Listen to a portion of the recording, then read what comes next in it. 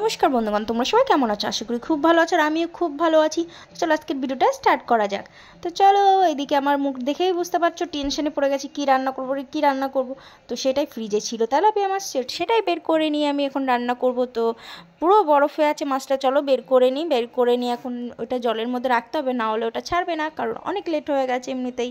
তো চলো এটার মধ্যে জল দিয়ে এবার আমি ওটাকে রেখে দেবো কিছুক্ষণ। তো দেখতেই পাচ্ছ বরফ হয়ে গেছে পুরো মাছটা, কারণ এটা হয়ে গেছে 3 দিন। তো ডিপ ফ্রিজে ছিল যেহেতু ওই জন্য। তো চলো এই মাছটাকে এখন আমি ভিজিয়ে রেখে দেবো। এইদিকে আজকে শিলনোড়ায় মশলা করব। তো তোমরা শিলনোড়ায় কে কে মশলা বেটে খেতে পছন্দ করেছো অবশ্যই কমেন্টে জানিও। তো চলো এদিকে আমি মশলাটা করা হয়ে গেছে, সেটা দেখাতে পারিনি। তো চলো মাছ ভাজা এদিকে করছি। তো এদিকে মাছ ভাজাও আমার রেডি হয়ে গেছে, আস্তে আস্তে মাছ ভাজাগুলো।